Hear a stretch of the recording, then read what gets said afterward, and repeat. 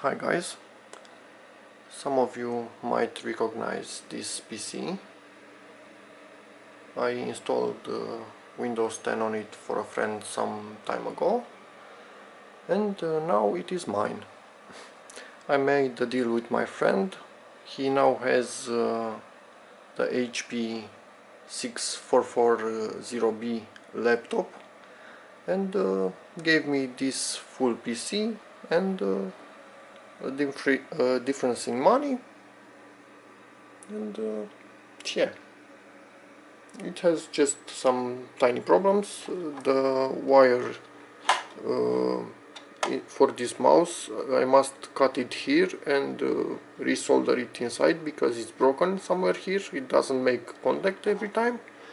And this power button for the subwoofer, it's doesn't work, so it's stuck with some paper. I will open this up and fix that. And yeah, everything else it's okay. And I'm planning on having some fun with this. You can see it is running a stress test from CPU Z. This is about the maximum temperature after 15 minutes, something like that, of stress testing. And this CPU is a Pentium dual core E2180 with 2 cores at 2 GHz. I plan on overclocking it a lot.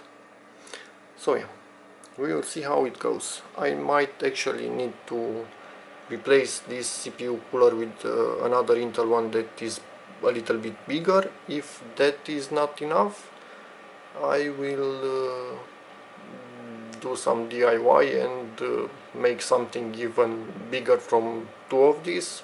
Yeah, we will see. Hopefully it's not needed, because we are about 12 degrees below the maximum temperature for this CPU, so yeah, we are still in the safe zone. And of course this CPU needs to be overclocked by raising the FSB, so not by multiplier, but no problems there. So I will see how much I can get out of it, and if I cannot get out enough out of this E2180, I have another E4300, and I will try to get more from that one and see which one of these two CPUs remains in this PC in the end. So now I will go into BIOS and start tweaking and see how everything works out. We are inside the BIOS. It seems also the RAM was not running at maximum speed, because this is DDR2 800 and it was running at 667, it says here, but it's 666. So yeah, we will also tweak that. Let's just see. Okay, we are in the CPU tweaking area. We do not want PCI Express also to be overclocked, so we will select this. So it is locked at 100 MHz, and we will raise the PSB. I don't even have a clue how much I will be able to raise it, so yeah, let's start with this and see how it goes. And let's get back and see where do we have the memory settings. Yeah, it could actually be set with motherboard. You can see here is a table, and here are some pins, so it might be set with jumpers. I have to look into that. So probably the memory is not set from the BIOS. We are put it into Windows. Did not change the memory yet, just the CPU. We got 1 degree higher, something like that. Not even sure, maybe 2 degrees. And you can see the score is boosted a little bit, so we are at 2.2 gigahertz. And of course we will try and get more after I read the manual on how to set the correct memory speed. Yeah, sorry about that. I wasn't careful when I checked the BIOS. It seems the memory setting is in the BIOS. And yeah, I also learned what these jumpers do with this table. It seems you set the jumpers to change the ratio between the CPU and the memory. So at this point I have these two options for the memory, but if I start to overclock the CPU, this will raise a lot. Let me just show you. Let's say 300. Okay, and we go back to the memory. You can see I'm way above everything. This is DDR2 800. It will not work at these speeds most likely. Maybe I'm lucky one in a million, but no, it will probably not work. So if I change the jumpers, the one at the top from this tree in the middle of the image, then it will lower this, so I have a value below 800 to choose, so the memory will still work. At this point, yeah, I will stop the video, change that jumper and dial in a value, and see what happens. Back. The jumper was changed. You can see there. 300 megahertz again. Going back to the memory. You can see we are at 750. So we are still in the good area for this memory. Let's see what happens. Will this boot? Will this not boot?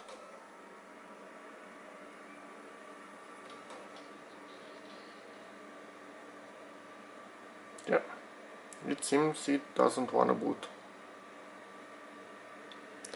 So probably now I will reset the BIOS and try again with a lower value. Okay. This is weird. Try to reset the BIOS.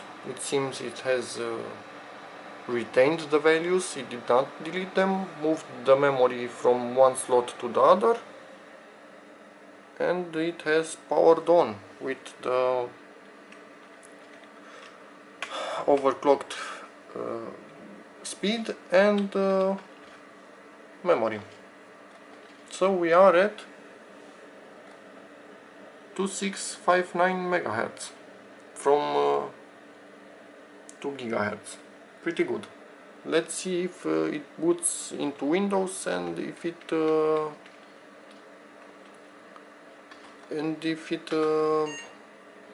yeah, works normally. Be back after some testing. 300 wasn't working. We are back at 270 megahertz. This is the temperature, and we have gained some bench points. You can see here.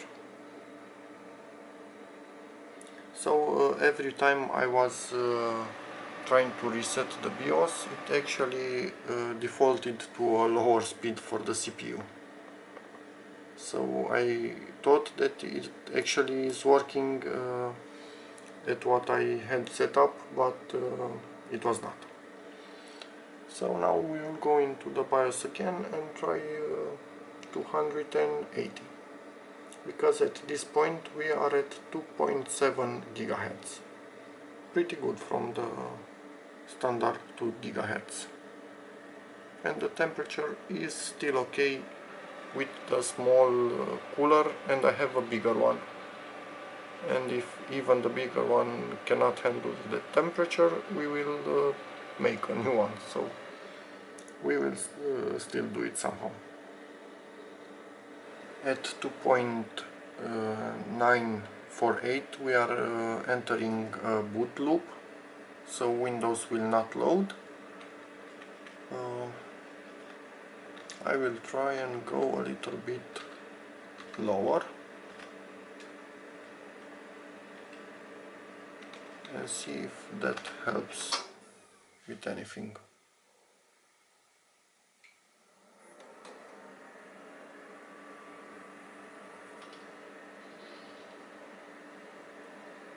.88 GHz.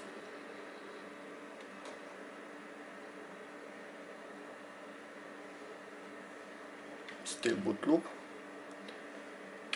So yeah, I might be at this for a while. I will get back to you when I have frequency settled. Okay guys, this seems to be the sweet spot, 2.7 GHz. With stock voltage, still decent temperatures, below its maximum, and yeah, pretty nice. Pretty good performance improvement. The memory is a little overclocked, 4 MHz. If you count the double data rate, maybe somewhere almost at 10 MHz, but still no problems there.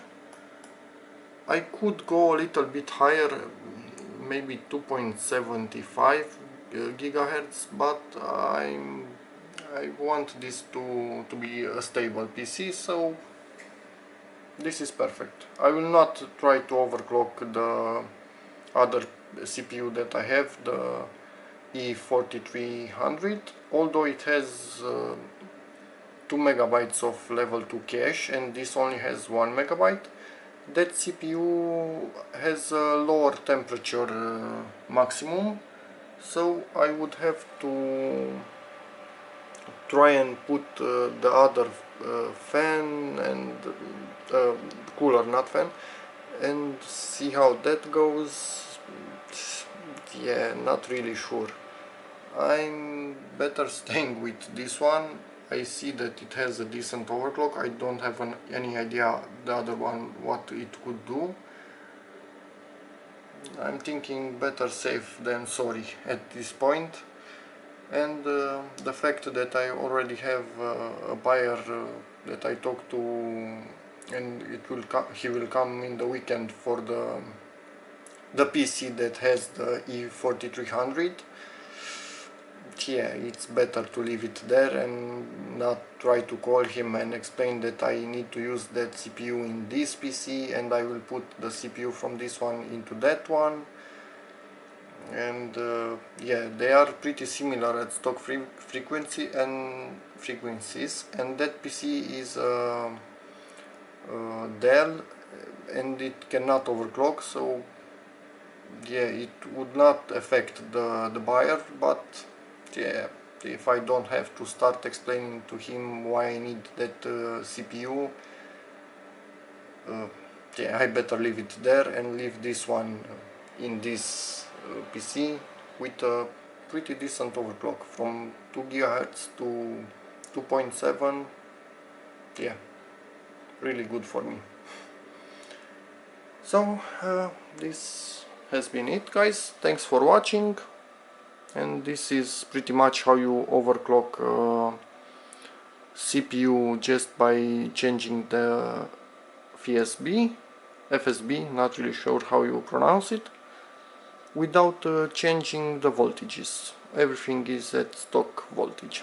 Okay guys, I was ready to finish this video, but took a second look at the voltages here and I decided I don't like them at all. The 12 volt line is way lower than anything that I would find acceptable, and also this type of PSU with a single 80mm fan in the back is making lots of noise and it's kind of annoying. So yeah, I kind of decided to try and put this in my old PSU, the Chieftec 350 watts. I've used this in my computer without any issues. It's a very good PSU. So yeah, the only problem was that if you check one of my older videos, I decided I don't need these Molex connectors anymore and removed them all and put a ton of SATA connectors. So yeah, luckily I had older PSU that was burned out laying around, cut the wires from it, spliced these wires and added some Molex. You might think that these wires are not enough for all of this, but this will not be all populated, never. So yeah, the load on these wires is not as big as on the other ones. So yeah, this even leaves room for future upgrades, because you can put a more powerful graphics card than this PSU could ever support. And also decided to upgrade the RAM.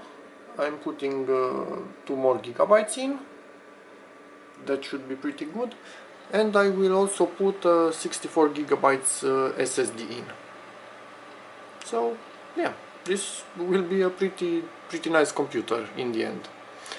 And I will try even something else, because the temperatures seem to allow it without issues.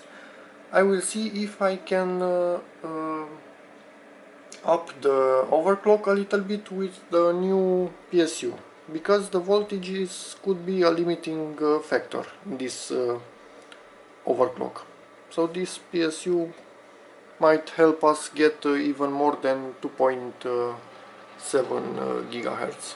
So yeah, we will see about that. And maybe I will also replace the cooler with the one that is a little bit bigger, if I get more overclock and the temperatures go higher. If I cannot get a higher overclock, then this is enough, because it's not making too much noise. Most of the noise is coming from here. So yeah, we will see about that. Now let's replace the PSU and put the RAM in. Okay guys, upgraded the PSU, put the 2 gigabytes of RAM in. Now there are 4 gigabytes. Sadly I could not overclock this CPU higher, so it seems that without bump in voltage this is the max, 2.7 gigahertz. At 2.8 we get random crashes, at 2.9 there is a boot loop, and at 3 gigahertz it doesn't start at all. So yeah, that's about it. My SSD arrived, so I will be putting that in very soon. We are getting better voltages, but I'm thinking that the sensors are a little bit off, because with this PSU on my PC I never got below 12 volts, and here we are at 11.5, a little bit over, but yeah, I'm thinking that the sensors are a little bit off, at least for the 12 volt rail. The 4 gigabytes of RAM, a little bit overclocked, not too much, and the CPU. So yeah, next, SSD in. And before I put the SSD in, I will do a bunch of tests in a separate video, so check that out if you are interested. I will take out 2 gigabytes of RAM, so there will be only 2 gigabytes. I will put the CPU on stock speed and do 2 tests. A restart test with boot racer to see how long it will take, and a performance test, because I'm interested to see what does the biggest difference, makes the biggest difference. Higher CPU frequency, more memory, or an SSD. Of course, all of them together will clearly be way better, but just one at a time, I wonder which one is better to do. So yeah, let's get to that now in the other video, and in this video next will be the Windows with the SSD. Okay, the upgrading of this PC is finally finished. It started as just an overclock of the CPU, but then I upgraded the PSU, upgraded the memory, overclocked the CPU of course, and upgraded the storage with an SSD. I just have to change this cable because it doesn't reach the hard drive. It's too short, but this was the only one that I had laying around, so I will find another one tomorrow. And yeah, that's about it. It's been really fun.